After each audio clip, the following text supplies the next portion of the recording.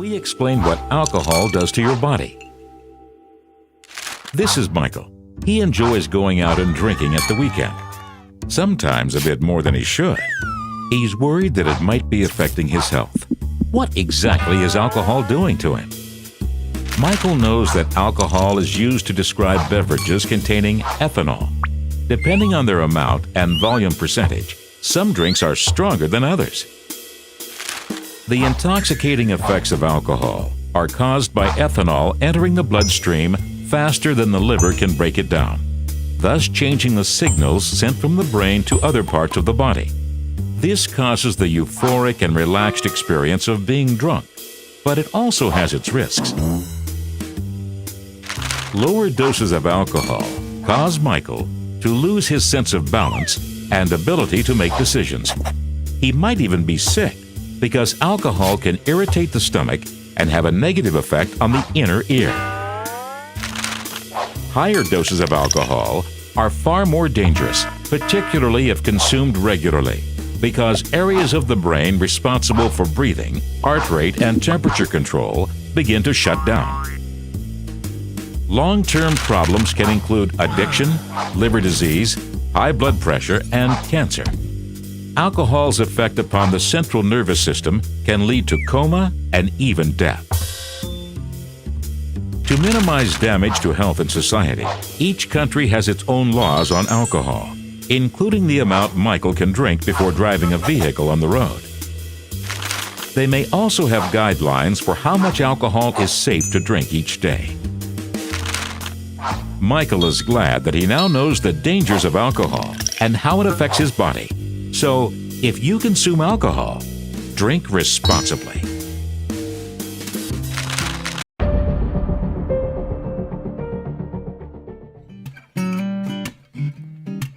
All of the different kinds of alcohol we drink are ethanol-based. Ethanol, also known as ethyl alcohol, is a clear, volatile liquid that has a pungent, bitter taste. Ethanol is produced by the yeasts that ferment the sugars in fruits and grains. Tiny yeast organisms eat those sugars, and the ethanol is the waste they leave behind as they break it all down. The ethanol molecule is small and highly water-soluble, and because it's so small, when we drink it, it's very easily absorbed in our gut and distributed in the blood to virtually all the organs and tissues of our body, including the brain. Ethanol doesn't easily dissolve well into oils and fats, although fats and oils can dissolve into it. And as well as being intoxicating, ethanol is also a nutrient. But the bad news is that it's most readily converted to fat.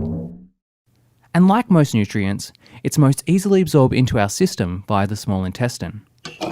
Which means that what you have in your stomach can make a very big difference to how your night could go if you're planning to drink. When you take your first sip of, say, beer, it, of course, ends up in your stomach. What happens next depends a lot on whether you've eaten or not. If you have eaten, the alcohol is effectively trapped in your stomach while it works to break up the solid food.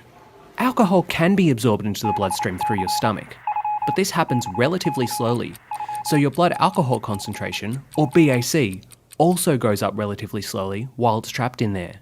But if you haven't eaten, well, then alcohol passes quickly into the small intestine.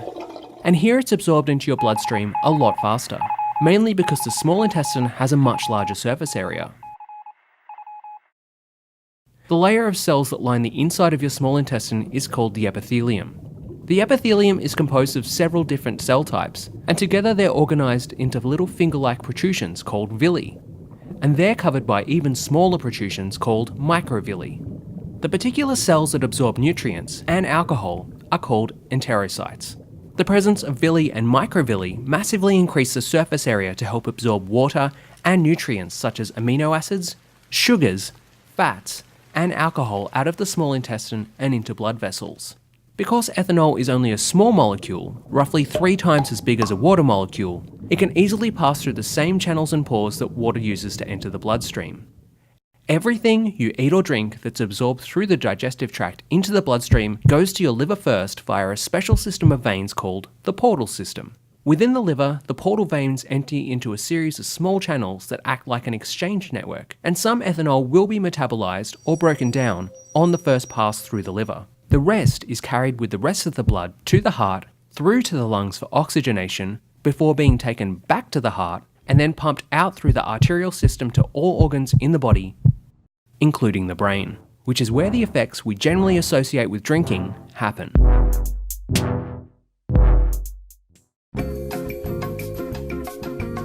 Ethanol acts as a depressant within the brain, meaning that it slows down the function of nerve cells.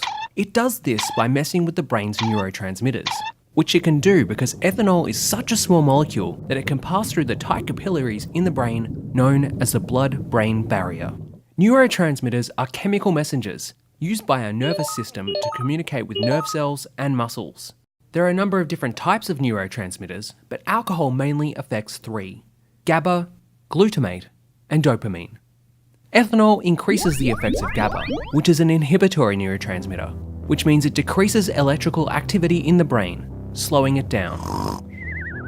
Ethanol also reduces the amount of glutamate in the brain, and glutamate is an excitatory neurotransmitter, so reducing its effect also slows the body down.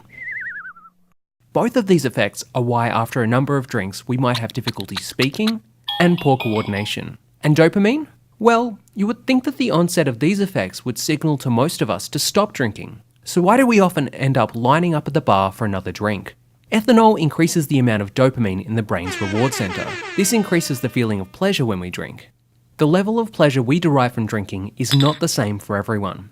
Some people's genetic makeup makes them feel considerably more pleasure than others. These people are at high risk of being heavy drinkers and developing alcoholism. And there is a lag between when we consume the drink and when the next level of intoxication kicks in.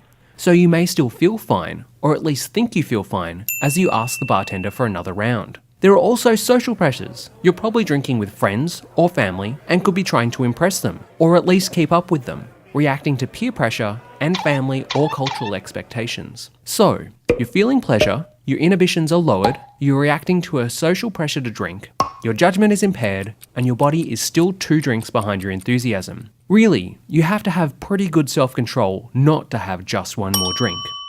And you're probably not even thinking about the hangover that awaits you tomorrow morning.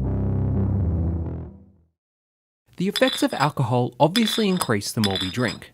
And while it's difficult to say how many drinks equate to specific effects, there are so many factors involved, such as food intake, gender, weight, and other things.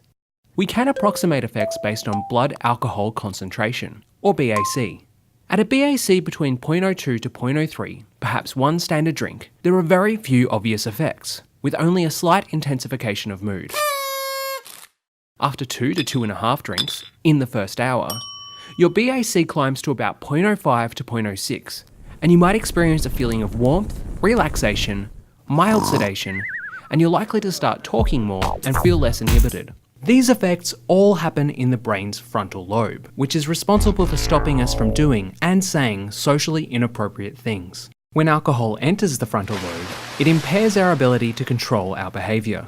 At a BAC of 0.07 to 0.09, your speech will start to slur and you'll not be as balanced when you move. There'll also be a decrease in reaction time and coordination, hence the legal driving limit of 0.05 in Australia. Your hearing and vision will also be impaired. And it's pretty much just downhill from here. At a BAC of 0.13 to 0.15, you'll have significant loss of coordination and balance, blurred vision, and your judgment will be severely impaired. Most people will start to feel nauseous and may start vomiting if their BAC gets to close to 0.2. At a BAC of around 0.3, you'll be in a state of near unconsciousness, if not unconscious already. Coma is possible at 0.35 and up, and death is just around the corner.